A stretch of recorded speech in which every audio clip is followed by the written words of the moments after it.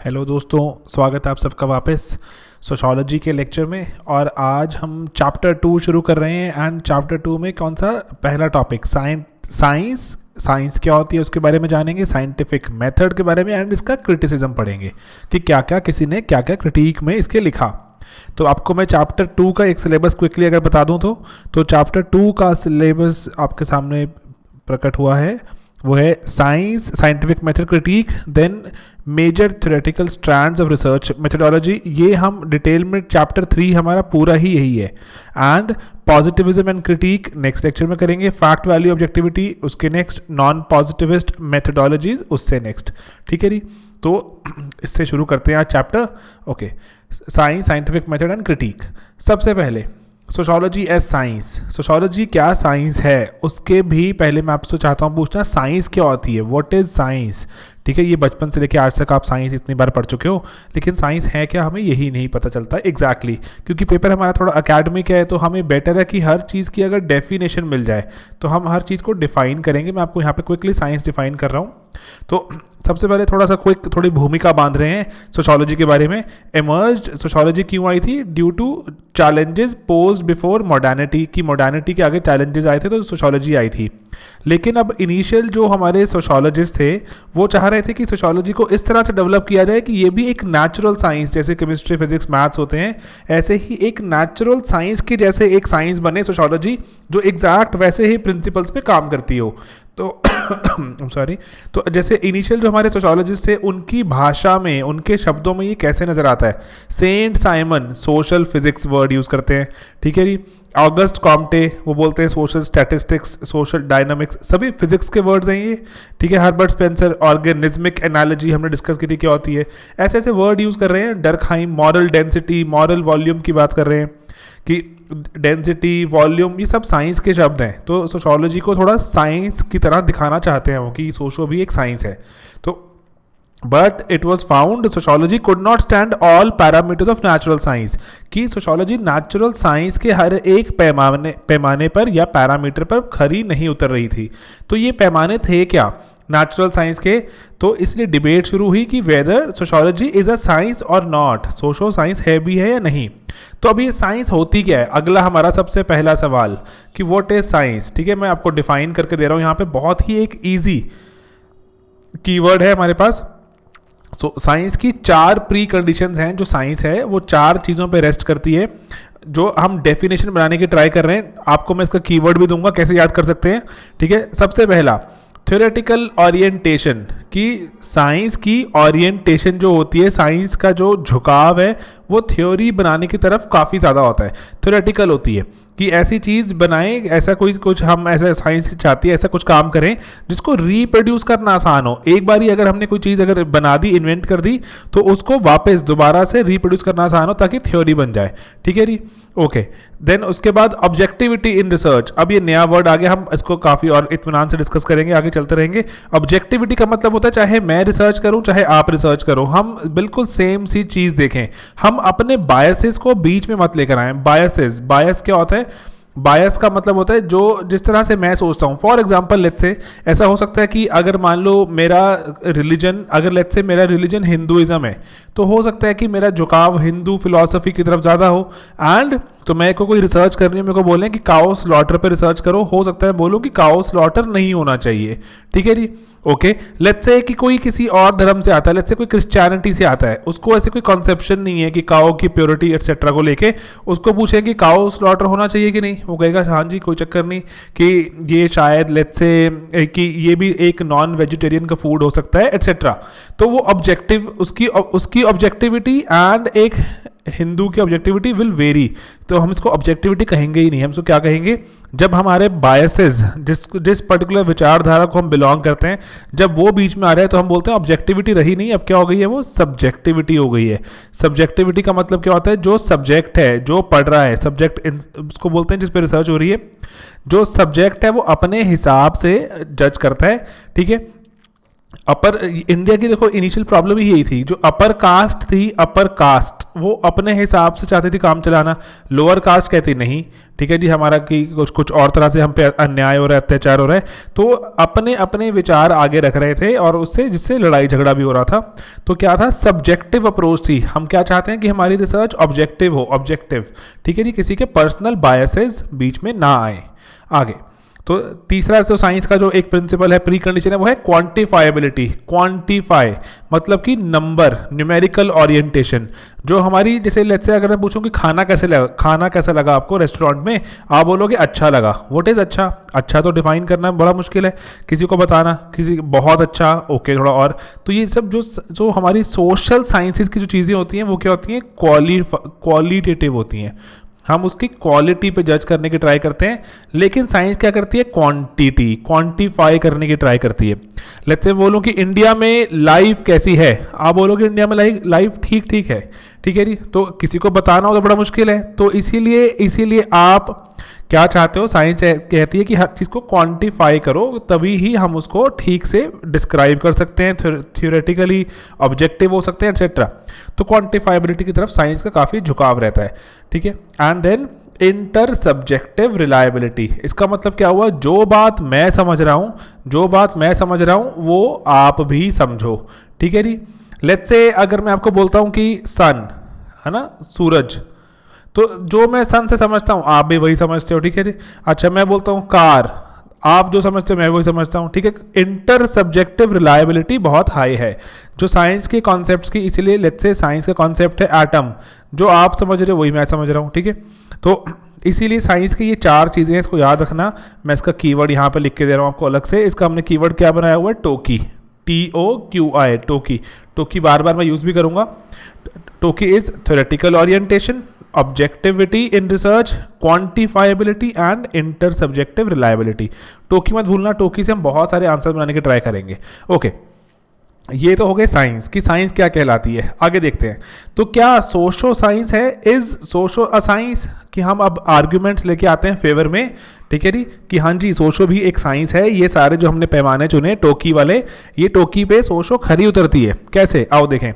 पहला है theoretical orientation, की सोशोलॉजी की ओरिएंटेशन थ्योरेटिकल है। इसके एग्जांपल से प्रूव कर दो आप कि सोशोलॉजी ने थ्योरीज बनाने की ट्राई की है जो स्पेसिफिक सोशो कल्चरल कॉन्टेक्स्ट में ट्रू होती हैं थ्योरीज। लेट्स से अगर मैं थ्योरी बनाता हूँ, लेट्स से कि how Indians behave, let's say how Americans behave, कहीं ना कहीं ब्रॉडर लेवल पे थ्योरी बन सकती है कि कास्ट सिस्टम इंडिया में है, क्लास सिस्टम अमेरिका में है, तो ऐसे ब्रॉडर थ्योरीज तो बना ही सकते हैं सोशोलॉजी में, हम बनाते भी, अटेम्प्ट भी करते हैं। देन डरखाइम ने थ्योरी दी रिलीजन की, अपने सिलेबस से निकालो ना पॉइंट। पार्सन्स ने थ्योरी दी सोशल सिस्टम की, जो कि यूनिवर्सल थ्योरीज मानी जाती हैं कि दुनिया भर में एप्लीकेशन है उनकी, ठीक है जी। तो सोशो भी थ्योरी बनाती है, टोकी का टी हो गया। देन आया ऑब्जेक्टिविटी, कि अपने पर्सनल बायसेस को हम बीच में नहीं आने देंगे। ये कह रहे हैं कि हम एब्सोल्यूट ऑब्जेक्टिविटी तो नहीं पॉसिबल, हाँ, लेकिन ट्रेनिंग करके हम काफ़ी ऑब्जेक्टिव रिसर्च कर सकते हैं, ठीक है ना, कि ट्रेनिंग करके हमारी research can become very objective, कि अगर हम ट्रेनर को, जो हमारा जो रिसर्चर है उसको ट्रेन कर दें। ये हम आगे चैप्टर 3 में और देखेंगे, ठीक है। डरखाइम एंड वेबर ने बोला साइंटिफिक मेथड यूज करो, इससे ऑब्जेक्टिविटी आ जाती है। साइंटिफिक मेथड क्या होते हैं हम डिस्कस करेंगे चैप्टर 3 में। अभी बस आप ये मान के चलो कि डरखाइम ने कुछ स्पेसिफिक एक तरीके बताए हमें, एंड वेबर ने बताया हमें कुछ तरीका, वर्स्टेहेन पढ़ेंगे हम, एंड आइडियल टाइप पढ़ेंगे। तो उन तरीकों से क्या हुआ, हम कह रहे हैं कि हम साइंटिफिक मेथड से ऑब्जेक्टिविटी इंश्योर कर सकते हैं। Then comes क्वांटिफाइबिलिटी। क्वांटिफाइबिलिटी कैसे सोशो में आती है, वो कह रहे हैं कि सोशल फिनोमेना को हम ऑब्जर्व तो कर ही सकते हैं, चाहे डायरेक्टली चाहे indirectly, social phenomena. And Durkheim ने बोला, डरखाइम ने कॉन्सेप्ट देगा सोशल फैक्ट्स का, कि सोशल फैक्ट्स नाम की एक चीज होती है। ये वो वाले फैक्ट्स हैं, ये वो वाली चीजें हैं जो कोई भी एक इंडिविजुअल को क्या करते हैं, कोर्स करते हैं, कोर्स, या फिर मैं क्या कहूं उसे, फोर्स करते हैं एक पर्टिकुलर तरह से सोचने पर, थिंक करने पर, एक्ट करने पर, ठीक है जी, फील करने पर। तो थिंक, फील, एक्ट करने पर ये चीज़ें मजबूर करती हैं। For example family, for example society, religion, marriage, and उसके बाद एजुकेशन, ये सब सोशल फैक्ट्स हैं डरखाइम के लिए, कि जो समाज में एग्जिस्ट करते हैं एंड सबको क्या करते हैं, कोर्स। तो इनको ये क्वांटिफाई करने की ट्राई करता है। जो डर्कहाइम का एक बहुत इंपॉर्टेंट थीम क्या निकल के आती है डर्कहाइम जब आप पढ़ोगे, कि डर्कहाइम हर चीज़ को चाहता है क्वांटिफाई कर देना, कि मैं बताऊंगा एग्जैक्ट कितनी हो रही है, एग्जैक्ट कैसे। तो इसलिए डर्कहाइम बहुत सारी डेफिनेशन देगा आपको, क्योंकि वो एग्जैक्ट करने के लिए बड़ा ही उत्साहित है, ठीक है, he is very excited about that. तो इसलिए डर्कहाइम को तो हम बोलते हैं कि इसने तो ये साइंटिफिक थॉट को काफ़ी ऊपर ले गया। ओके, वेबर ने आइडियल टाइप्स दे दिए। आइडियल टाइप्स में उसने बताता है ये 5-6 अगर चीज़ें मिल जाएंगी आपको किसी चीज़ में, तो उस चीज़ को ये बोल देना।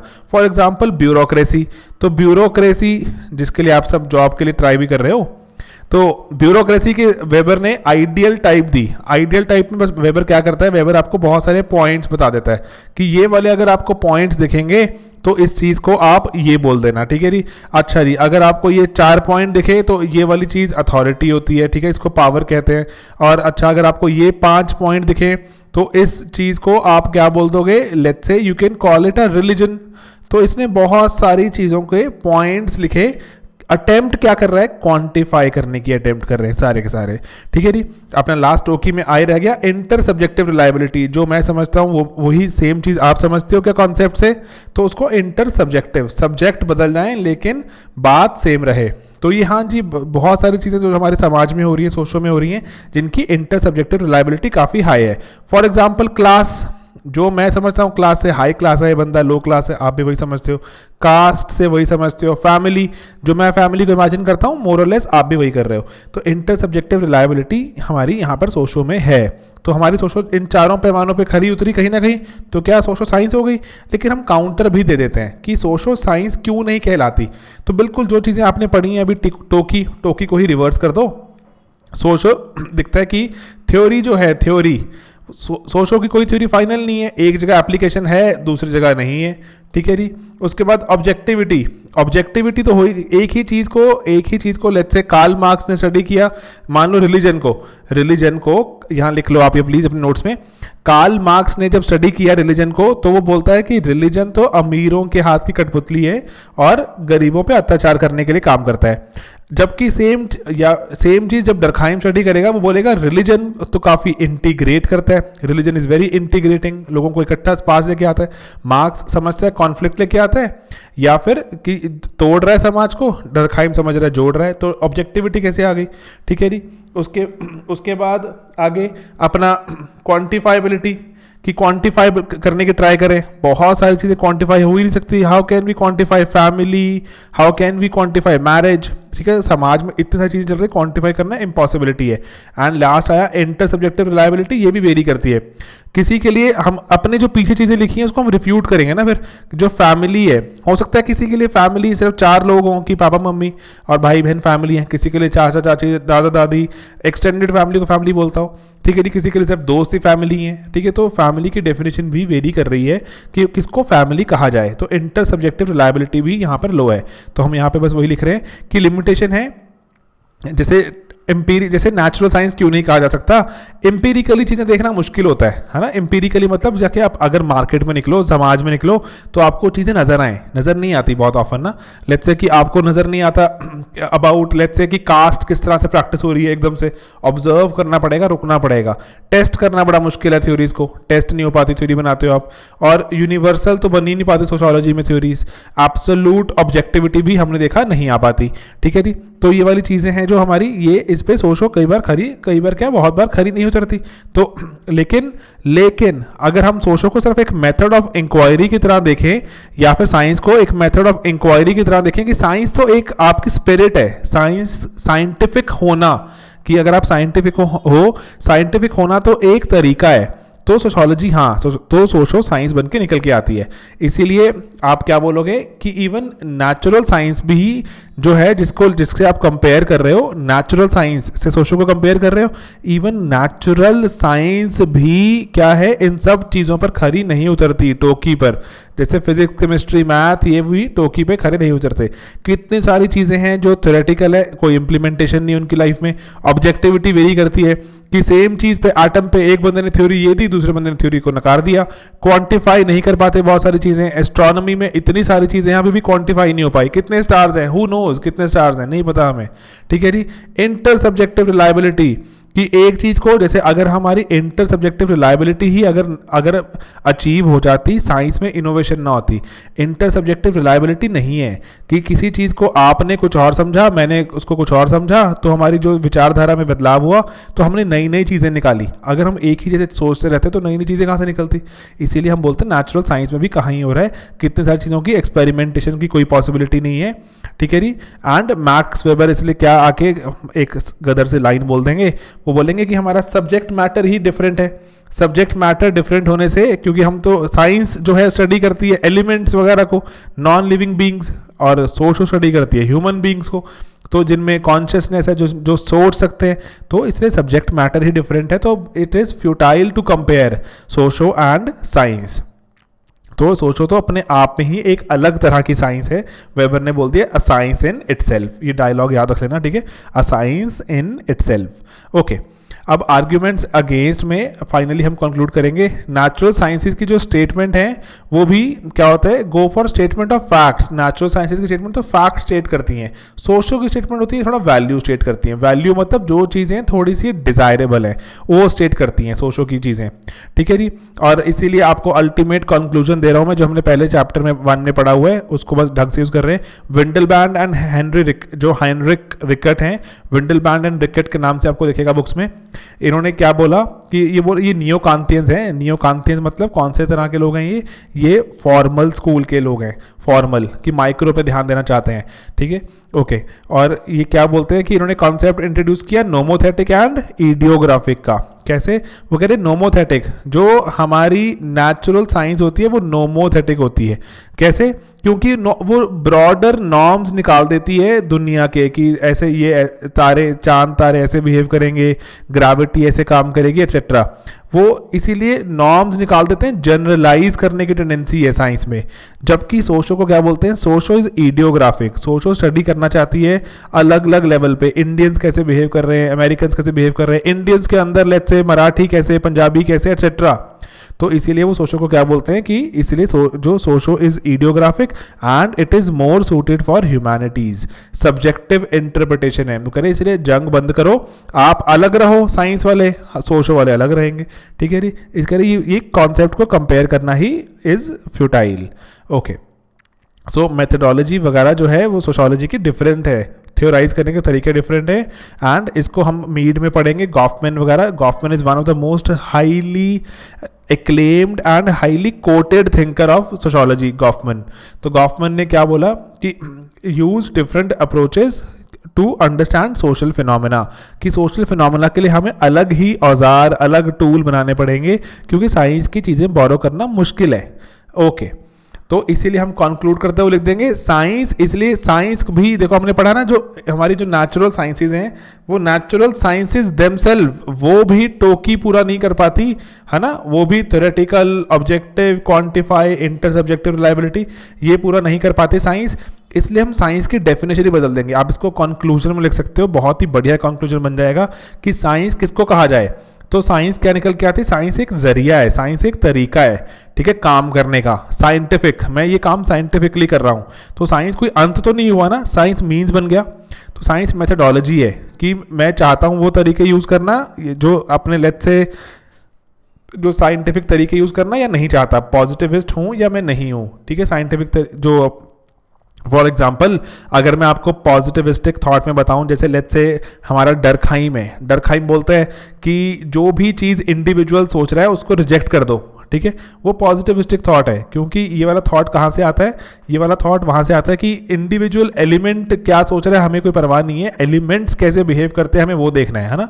साइंस तो ऐसे कहती है, तो इसलिए पॉजिटिविस्ट थॉट भी वहीं से कहीं निकलता है। हम इसको अगले अपने लेक्चर में डिस्कस करेंगे, पॉजिटिविज्म क्या होता है क्या नहीं। आपने चैप्टर 1 रिट्जर का पढ़ा है, उसमें पॉजिटिविज्म ठीक ठाक एक्सप्लेन किया हुआ है, लेकिन हम भी अगले चैप्टर में पढ़ेंगे। ओके, तो देन साइंस को कहते हैं, हम साइंस को एक तरीका समझना चाहिए कि साइंटिफिक होकर काम कर रहे हैं। साइंस एक स्पिरिट है, ठीक है, साइंस में एक सोल है, और वो सोल क्या है, क्रिटिकल, चीज़ों को क्रिटिकली देखना कि ऐसा क्यों हो रहा है, ठीक है, वाई वाली सोच, कि हाउ वाली सोच, क्रिटिकली चीज़ों को देखना। एंड पर्पस है साइंस का, पर्पस क्या है कि सच जानना कि हो कैसे रहा, फाइनल ट्रूथ पे पहुंचना, ठीक है जी। और इसलिए लास्ट में लिख सकते हो कॉन्सिक्वेंसेज स्टडी करते हैं कि साइंस की कॉन्सिक्वेंसेज क्या होते हैं, क्यूरोसिटी शांत होती है, प्रॉब्लम सॉल्व होती है। तो ये बहुत ही अच्छा आपका कंक्लूजन बन जाएगा कि साइंस क्या है, साइंस मेथडोलॉजी है, स्पिरिट है, पर्पस है एंड साइंस का कुछ कॉन्सिक्वेंसेज हैं। ठीक है जी, तो इसीलिए सोशो भी साइंस कह सकते हैं, या साइंस और सोशो को आप वेबर वाली लाइन बोलो कि इसलिए socio is science in itself. Okay, तो अब लेकिन conception of science has change. ठीक है जी, तो एनलाइटनमेंट आइडियोलॉजी के बाद साइंस की हमने जो थ्योरी में ही बदलाव देखा, कार्ल पॉपर को भी डायलॉग लिख सकते हो, क्योंकि देखो मेरा काम तो यहाँ पे ये कि मैं आपको मैक्सिमम बताऊँ किस तरह का सवाल आएगा पेपर में, क्या आपको याद आ रहा है क्या नहीं आ रहा वो। ठीक है, हम तो ये 2.5-3 घंटे का लेक्चर है, हम तो 20-20, 25-25 मिनट में कवर कर रहे हैं, विच इज़ वेरी गुड, क्योंकि आपको रीडिंग का टाइम मिल रहा है। ओके, तो कार्ल पॉपर क्या बोलता है कि पॉजिटिविज्म सिर्फ और सिर्फ जो पॉजिटिविस्टिक थॉट है सिर्फ वही साइंस नहीं है, जो नेचुरल साइंस वाले जो फॉलो करते हैं सिर्फ वही साइंस नहीं है, उसमें एबरेशन का मतलब जो वो वाली चीज़ें जो फॉलो नहीं करती जो रूटीन को, मान लो कि सारी की सारी, जैसे अभी एक हमारा सन था सेंटर में, सन सेंटर में ऑलमोस्ट सारे प्लैनेट एक तरफ घूमते हैं, सिर्फ एक प्लैनेट उल्टा घूमता है। साइंस में एबरेशन आई ना, एबरेशन इज एबनॉर्मैलिटी, कि एबनॉर्मल हो गया, तो साइंस एबरेशन को ओवरलुक कर देती है बहुत बार। ठीक है, और इसलिए साइंस क्रिटिकल स्पिरिट को मारती है, सोशो ऐसा नहीं करती। सोशो एबरेशन को ढूंढना चाहती है कि ऐसा क्यों हो रहा है। जैसे हमने पढ़ा था ना, मार्गरेट मीड गई पापुआ न्यू गिनी में, उसने देखा कि औरतें वहाँ बड़ी वो हैं, आउट गोइंग है and man are very caring. तो सोचो चाहेगी इसको स्टडी करना, साइंस उसको ओवरलुक करने की टेंडेंसी है। कार्ल पॉपर ऐसा मानते हैं कि science overlooks aberration and gradually science came to be understood as method of inquiry. हमने पढ़ा जो पीछे हमने कि it is about methodology, about spirit, about purpose, about consequences. ठीक है, मेथड ऑफ इंक्वायरी। इसलिए Karl Popper says that science is not a body of knowledge but a method. Science एक तरीका है साइंटिफिक।